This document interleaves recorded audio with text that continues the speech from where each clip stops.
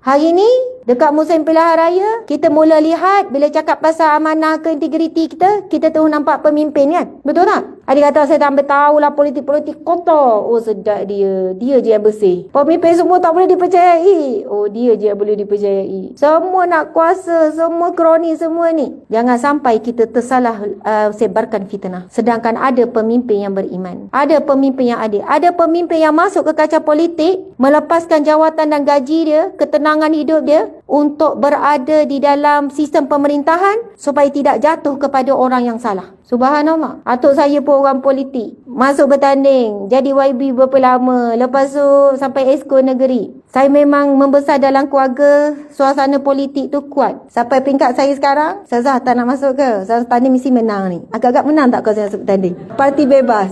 Tapi ada sebab insya-Allah saya tak masuk. Saya kekal berada di jalan dakwah sebab di sini pun dah banyak kerja yang tak habis-habis boleh dibuat. Jadi ada orang, dia perlu memberi sumbangan pada ummah melalui jalan pemerintahan. Dan saya sudah tersedia jalan melalui jalan dakwah, jadi saya teruskanlah jalan ni.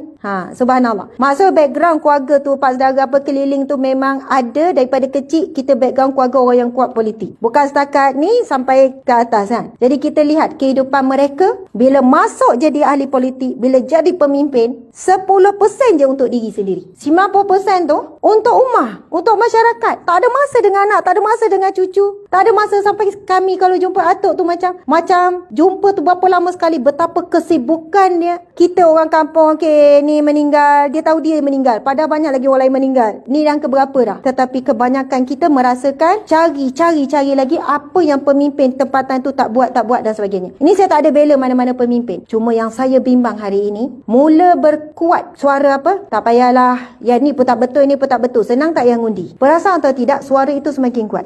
Generasi hari ini, orang muda hari ini mula rasa tak penting ni berkenaan nak pergi keluar mengundi ni. Alah, semua tak boleh percayalah, senang tak yang undi kan, salah pilih kan, nanti jawab depan Allah. Adakah dia tak keluar mengundi, tak kena jawab? Apa yang berlaku apabila Melayu Islam, saya sebut Melayu Islam, nak cakap resis lah. Apabila Melayu Islam mula tidak mahu mengambil tahu dan buat tak endah dengan sistem pemerintahan, tak ambil pot, saya fokus ni je, tak nak ambil tahu, tak keluar mengundi, boleh jadi satu hari nanti pemerintahan negara bukan di tangan Melayu Islam. Bila orang Melayu Islam mula tidak mahu mengambil tahu, akan ada pihak yang ambil kesempatan. Ada pihak yang akan plan betul-betul, rancang betul-betul, maukah negara ini tergadai. Sebab itu sikit sebanyak, walaupun saya berkawan politik, tapi saya baca sejarah, baca pihak ni, baca semua supaya celek sikit minda kita ajak kawan-kawan, kena keluar mengundi. Hierarki nak pilih tu macam mana? Pemimpin yang adil, yang amanah. Lepas tu nak tengok, lepas tu confuse pula, dua-dua nampak kurang amanah pula kita tengok. Macam mana? Pilihlah yang paling kurang sikit dari segi keraguan tu. Adakah dua-dua kurang amanah lah saya rasa. Jadi macam mana nak pilih antara dua kurang amanah? Pilih yang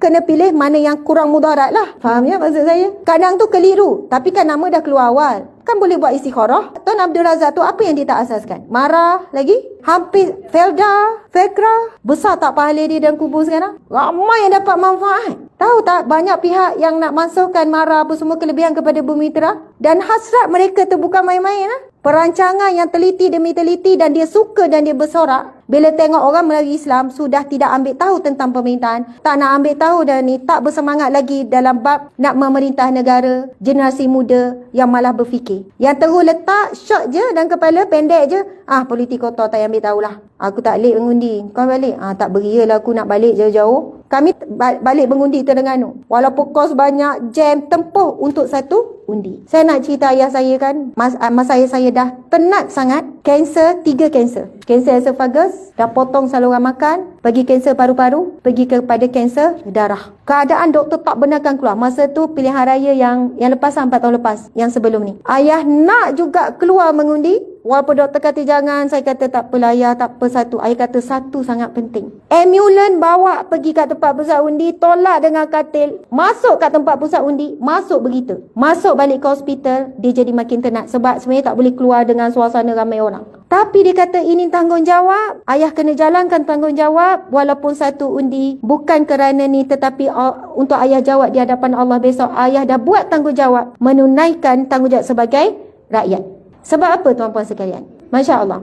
Sebab apa? Saya nak bacakan hadis Nabi. Saya bukan cakap kosong tuan-puan sekalian. Saya ada sebut ke parti mana saya serondik? Tak ada kan? Saya sekadar bercakap daripada rakyat pada rakyat. Faham ya? Saya bukan pemimpin. Rakyat kepada rakyat yang risau melihat rakyat hari ini mula tawar hati tak nak keluar mengundi. Dan saya nak ajak rakyat tolong keluar mengundi, pastikan pemerintahan pada orang yang beriman, orang yang bertakwa, orang yang amanah, orang yang walaupun kita rasa mungkin keyakinan bukan 100%, kurang-kurangnya 60% pun jadilah. Supaya besok Allah tanya apa peranan kamu dalam bab pemerintahan negara kamu. Sebab apa? Hadis Nabi. Nabi sebut, kullukum ra'in. Setiap pada kamu adalah pemimpin. Wa kullukum mas'ulun ar ra'iyatihi. Dan setiap pada kamu akan ditanya, akan dipertanggungjawabkan di atas kepimpinan kamu. Hadis Nabi tu panjang, Nabi sambung. Setiap pemimpin, setiap raja, setiap pemerintah akan ditanya oleh Allah. Dan setiap rakyat akan ditanya oleh Allah. Kita jangan suka hati, jawablah esok menteri depan Allah. Jawablah esok. Kau jawablah YB. Kita pun kena jawab depan Allah besok. Kita sebagai rakyat akan ditanya, apa yang kamu buat untuk negara kamu? Apa yang kamu buat untuk negeri kamu? Oh, saya komplain je. Komplain sana, komplain sini, tidur. Komplain sana, komplain sini, saya fikir diri saya je. Subhanallah. Saya saksikan ramai orang yang masuk politik, dia korbankan anak dia, keluarga dia, masa dia dengan isterinya, masa dengan ni. Saya kalau jumpa isi YB, saya tanya macam mana kehidupan. Kami tak ada kehidupan. Saya start daripada tu, saya dengan anak-anak saja. Dan saya adalah mungkin orang yang keempat, orang yang kelima, bukan orang yang pertama. Pertama, mesyuarat sana, mesyuarat. Kedua, rakyat. Ketiga, ni. Bertembung, plan dah nak pergi jalan. Tiba-tiba ada berkaitan dengan rakyat kan yang dia ada isu, pergi. Tapi benda tu adakah mereka cerita semua di media sosial? Mereka luah semua? Yang tahu, mana YB tak turun? Mana YB ni tak ni? Cubalah jadi YB. Sebab saya hidup dalam keluarga tu, saya tengok macam mana tu saya jadi YB. Walaupun masa tu saya kecil. Subhanallah, Allahu Akbar.